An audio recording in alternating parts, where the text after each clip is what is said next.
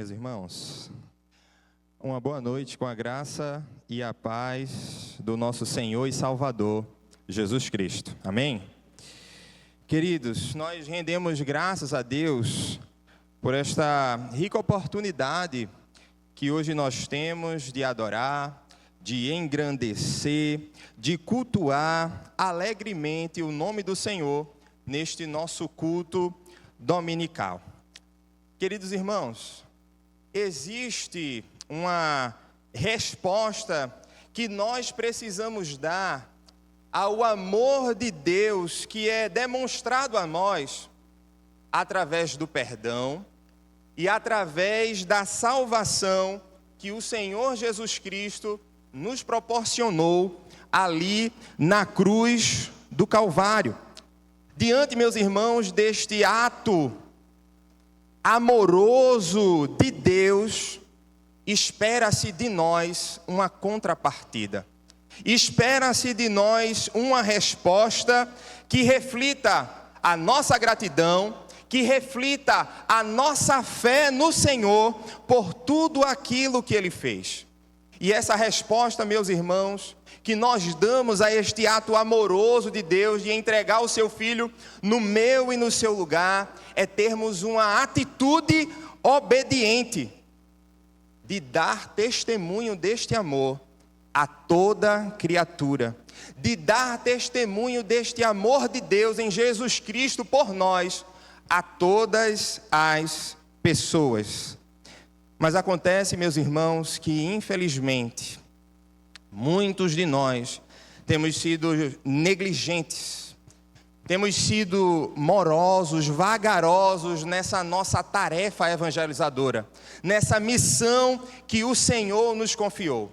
Nós temos, meus irmãos, muitas vezes terceirizado essa nossa tarefa à liderança da igreja. Nós temos terceirizado essa tarefa aos ministros, aos pastores, quando na verdade essa é uma incumbência, uma responsabilidade que é minha e que é sua. Nós, meus irmãos, infelizmente, muitas vezes não temos nos colocado plenamente à disposição do Senhor para cumprir esse nobre encargo, para cumprir esta nobre tarefa que o Senhor tem nos chamado a realizar, de ir por todo o mundo e testemunhar deste amor, testemunhar desta graça redentora de Jesus Cristo a toda criatura, começando pela nossa localidade, começando aonde nós criamos raízes.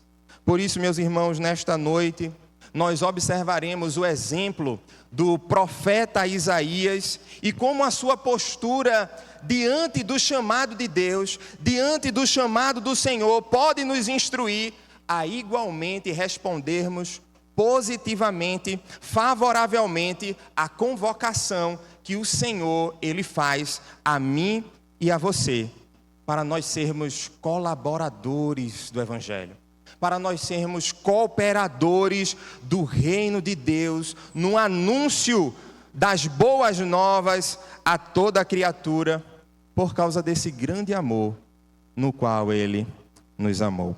Neste sentido, meus irmãos, eu convido para que nós possamos refletir nesta noite sobre o tema resposta ao amor de Deus.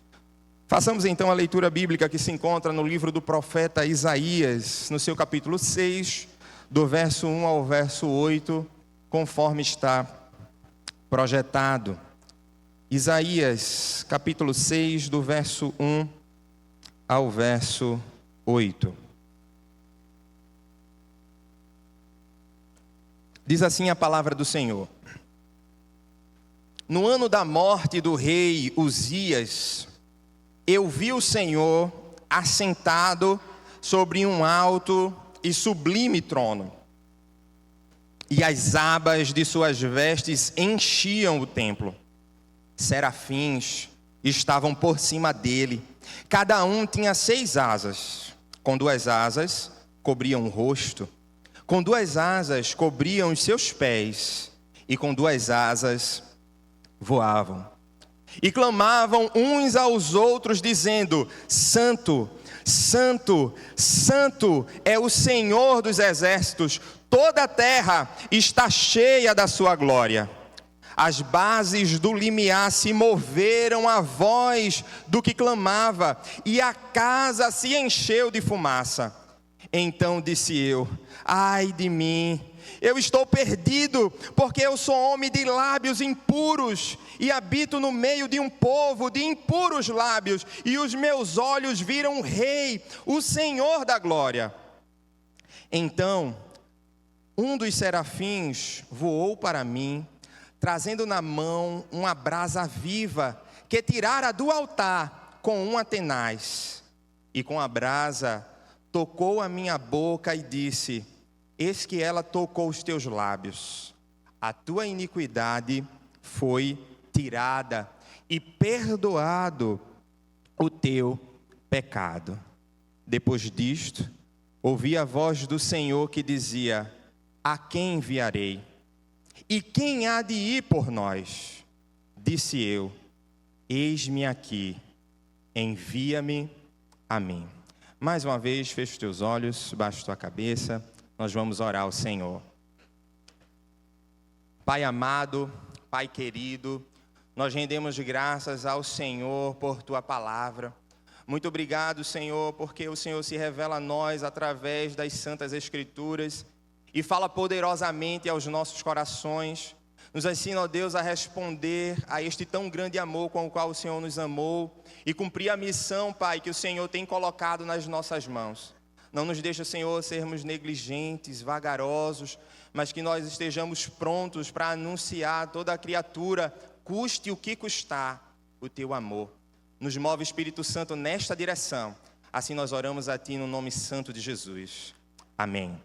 Amém. Meus irmãos, Isaías, nesse seu registro profético, ele retrata uma experiência sobrenatural que ele teve, da qual ele nos revela que teve uma visão, ele viu o Senhor neste momento ali da morte do rei Uzias. E é interessante, meus irmãos, nós percebermos que visões, sonhos, teofanias, manifestações do próprio Deus foram meios frequentes pelos quais o Senhor, ele comunicou a sua vontade aos seus servos, especialmente ali no período do Antigo Testamento. O profeta Isaías, meus irmãos, ele nos situa um período histórico.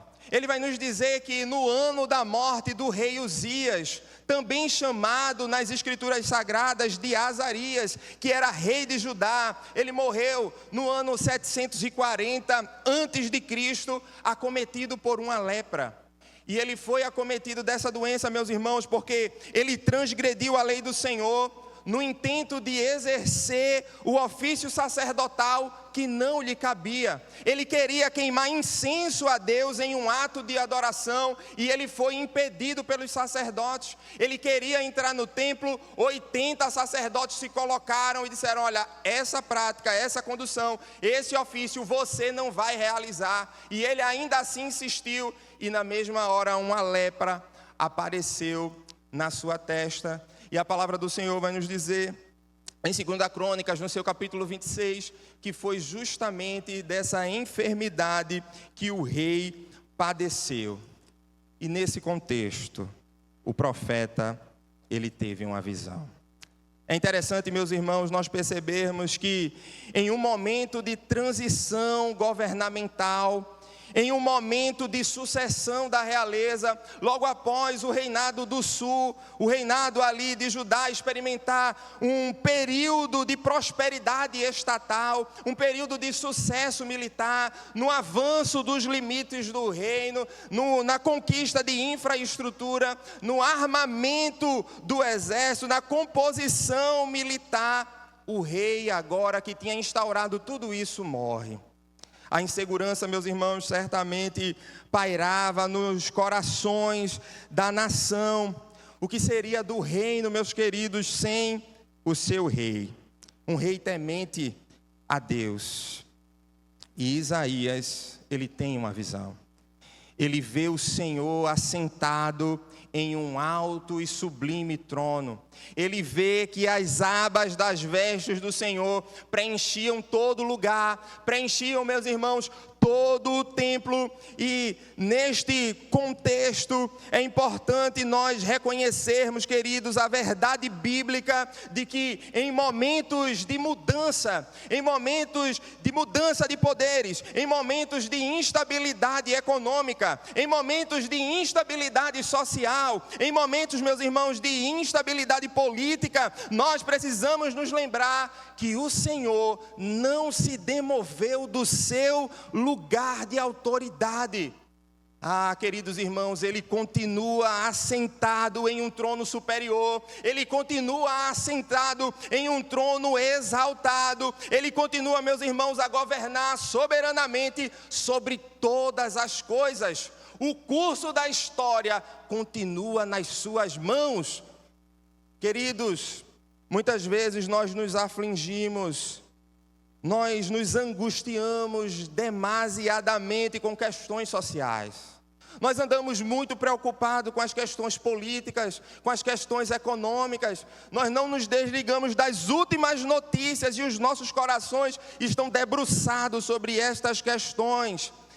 E nós nos esquecemos da nossa missão. Nós nos esquecemos do nosso chamado. Querida Igreja do Senhor, nós devemos sim atuar nessas áreas. Nós devemos sim ocupar este lugar. Nós devemos sim, meus irmãos, ser boas influências nesses setores. Nós devemos sim ser agentes do reino de Deus nessas esferas, mas sem nos esquecermos da nossa vocação em Cristo Jesus, que é propagar o Evangelho a todas as pessoas. Sabe por quê? Porque o Evangelho é o poder de Deus para a salvação de todo aquele que crê. O curso da história não vai melhorar. O registro que nós temos, profético disso, é que as coisas desencaminharão. E aonde estará o nosso coração? Isaías teve uma visão. Ele viu o Senhor exaltado. Ele viu o Senhor com toda a autoridade em suas mãos. Na continuação, meus queridos, dessa experiência, o profeta vê que os serafins, seres angelicais que possuíam ali 6 asas, e eles ministravam diante do trono de Deus, eles clamavam em louvor ao Senhor, ali uns aos outros, dizendo: Santo, Santo, Santo é o Senhor dos exércitos, toda a terra está cheia da sua glória. Os serafins, meus irmãos, eles expressam incansavelmente, dia e noite, a pureza, o completo distanciamento de Deus do pecado. Eles colocam ali a santidade do Senhor, e eles também expressam a majestade de Deus diante da sua criação. E a palavra do Senhor, meus irmãos, continua dizendo que a partir deste clamor tremem as bases do templo. A casa de Deus se enche ali de fumaça. E essas, meus irmãos, são claras referências à aceitação de Deus daquele clamor, daquele louvor que ali estava sendo ministrado. O mover-se do limiar do templo. Este tremor é uma referência à aceitação de Deus daquela exaltação que ali estava sendo feita. Bem como também, queridos, representa ali a presença do Senhor manifestada naquele lugar por meio da fumaça. E é preciso nós lembrarmos que em outros episódios da história da salvação, nós vemos que Deus, Ele se manifestou a sua presença por meio de fumaça. Quando houve a inauguração do tabernáculo e a arca da aliança foi posta no Santo dos Santos, a palavra do Senhor vai nos dizer que ali se encheu de fumaça. A presença do Senhor foi representada naquele ambiente por meio da fumaça. Assim também foi, meus irmãos, na inauguração do templo. E eu quero também que os irmãos se lembrem que quando Paulo e Silas eles estavam em uma condição totalmente controversa.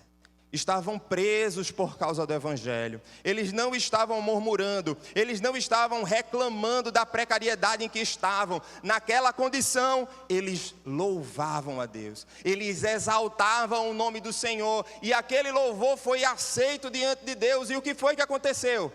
Houve um grande terremoto no cárcere. Então, quando a palavra do Senhor e o profeta Isaías, ele coloca esse registro que os limiares, eles se moveram, eles tremeram, de que a casa se encheu de fumaça. Ele quer dizer que aquele louvor, aquele clamor foi aceito diante do Senhor. E a partir daqui, meus irmãos, eu gostaria que nós observássemos 3 pontos neste nosso texto, que demonstra a resposta que nós devemos ter diante do amor de Deus por nós. O primeiro ponto que eu gostaria, meus irmãos, que nós observássemos é que responder ao amor de Deus é reconhecer os nossos pecados. A palavra do Senhor nos diz lá no verso 5 de Isaías capítulo 6: Então disse eu, ai de mim, estou perdido, porque sou homem de lábios impuros, habito no meio de um povo de impuros lábios, e os meus olhos viram o Rei, o Senhor dos exércitos. Meus irmãos, diante ali da santidade do Senhor, diante da sua incomparável pureza, o profeta Isaías, ele reconhece a sua condição, ele reconhece a sua pecaminosidade, ele assume, meus irmãos, a sua culpa, e ele confessa os seus erros. Eu sou um homem de impuro lábios. O profeta admite, meus queridos irmãos, que não é digno de estar ali na presença do Senhor. Ele chega à inevitável conclusão de que não há comunhão da luz com as trevas, não há comunhão daquilo que é santo com aquilo que é profano, não há comunhão daquilo que é verdadeiro com aquilo que é falso, e por isso agora a sua vida ali estava em risco, e ele clama, ai de mim. Foi como, meus queridos irmãos, fez o apóstolo Pedro diante da pesca maravilhosa.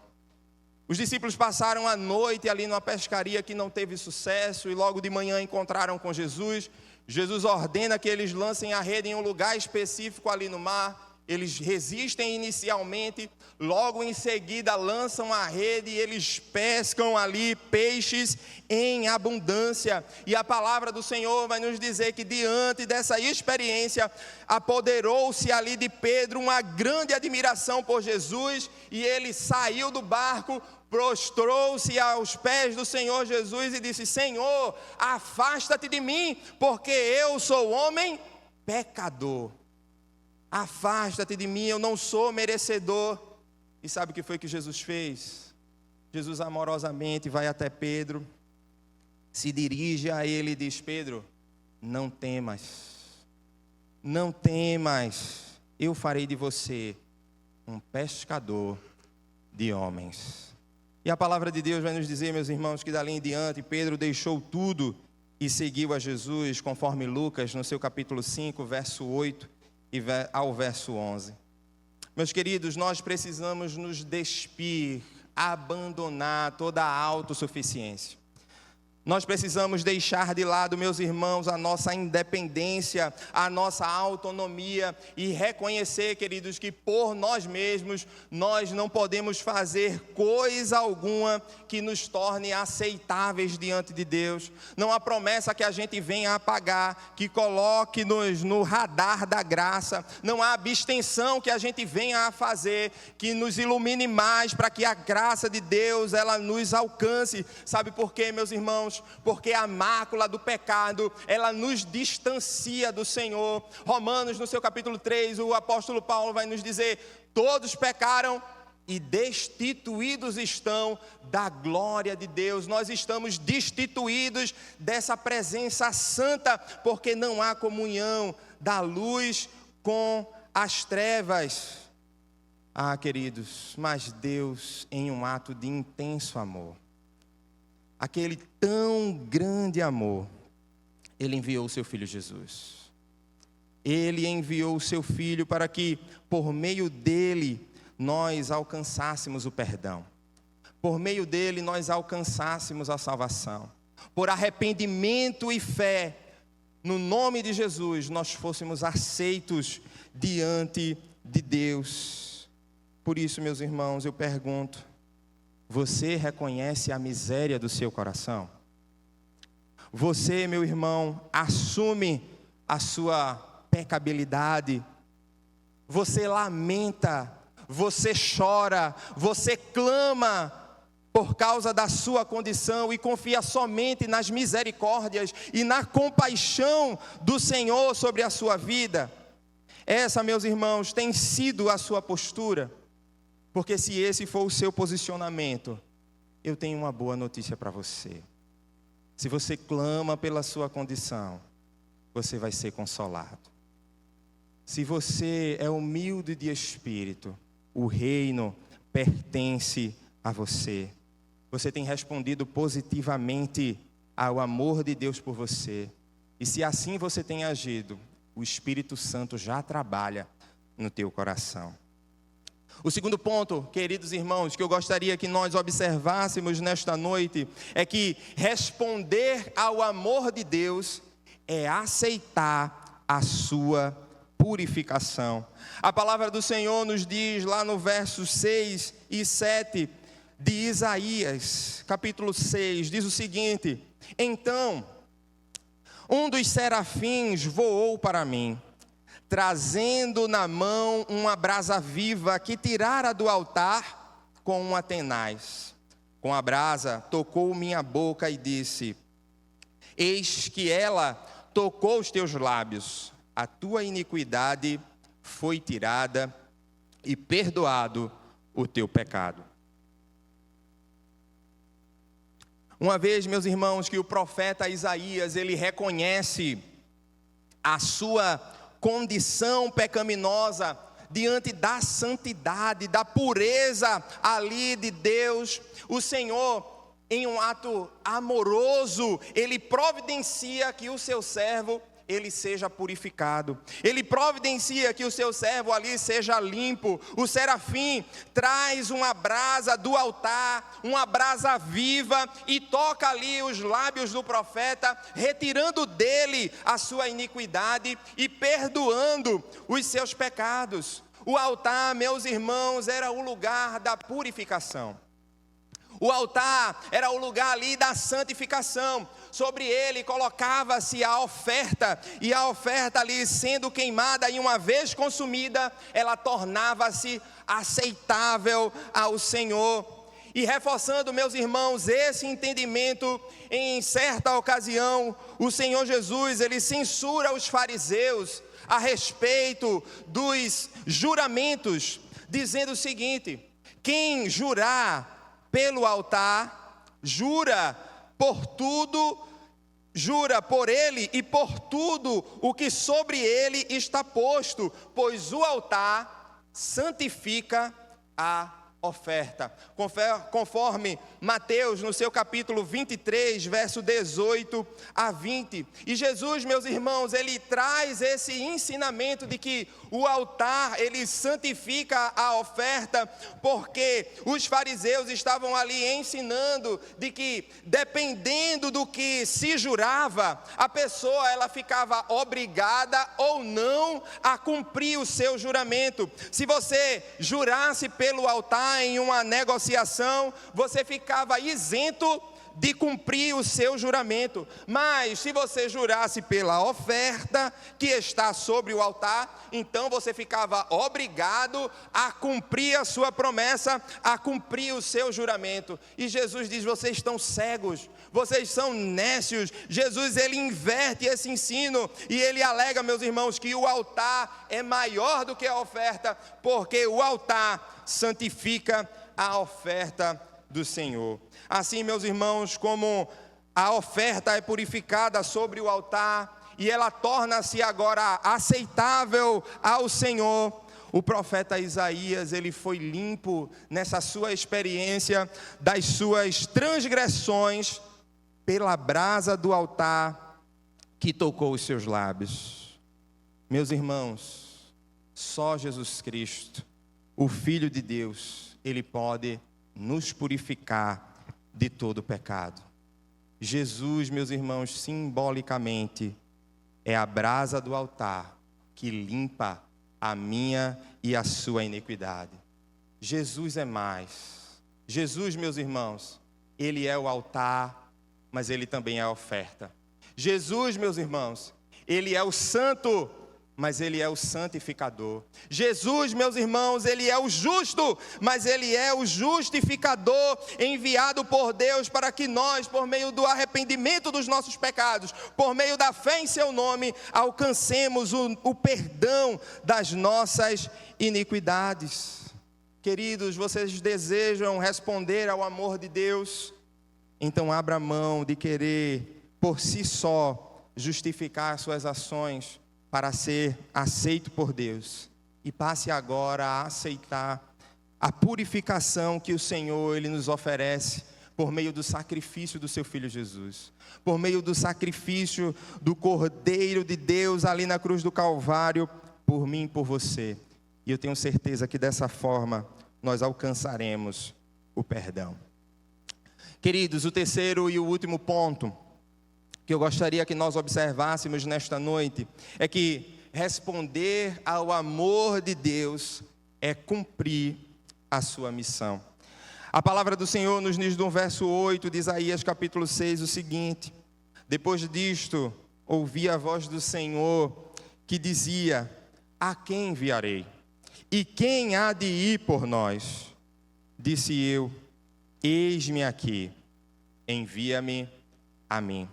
O profeta Isaías, meus irmãos, uma vez que ele reconheceu os seus pecados, uma vez que ele aceitou a purificação que o Senhor ali lhe proporcionou, agora ele se dispõe a atender o chamado de Deus. Ele se dispõe a cumprir a missão que o Senhor colocou nas suas mãos. Meus irmãos, Deus elege, Deus convoca, Deus capacita, Deus envia e Deus mantém homens e mulheres que, com sinceridade no coração, respondem ao seu amor, porque essa obra é dele, independente de mim e de você. Nós precisamos nos colocar à disposição. Nós precisamos nos colocar neste lugar de colaboradores do reino de Deus. Meus irmãos, diante do chamado do Senhor, o profeta Isaías, ele não se furtou da convocação que recebeu, muito pelo contrário, ele se dispôs, ele se colocou à disposição para ser enviado, para ir em nome do Senhor, anunciar a sua vontade a todos os homens, ainda que a sua mensagem não fosse aceita. Ele se colocou à disposição, ainda que ele viesse a ser rejeitado.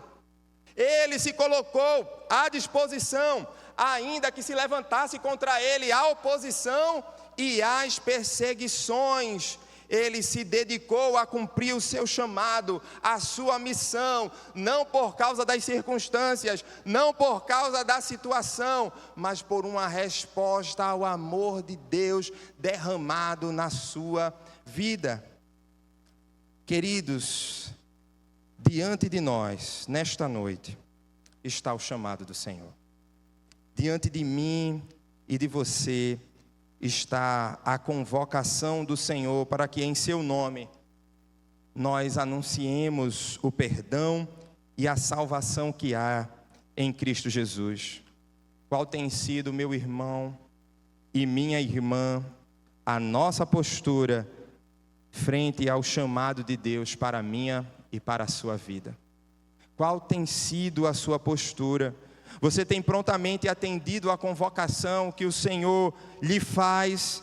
Ou você tem se escondido dentre tantas demandas, dentre tantos afazeres? Lembra-se quando Jesus ele fez a convocação de alguns discípulos? Eles disseram: primeiro deixa eu me despedir do meu pai. Não, deixa eu primeiro sepultar o meu familiar. Queridos, é urgente. Amanhã pode ser tarde demais. Qual tem sido a nossa resposta diante desse privilégio? Qual tem sido, meus irmãos, a nossa resposta diante dessa ação amorosa de Deus de nos fazer cooperadores na propagação do Evangelho? Coisa que os anjos almejam fazer. Meus irmãos, frente ao chamado do Senhor, na minha e na sua vida, que estejamos prontamente dispostos, que estejamos disponíveis a responder a este amor, afirmando assim: Senhor, eis-me aqui, envia-me a mim.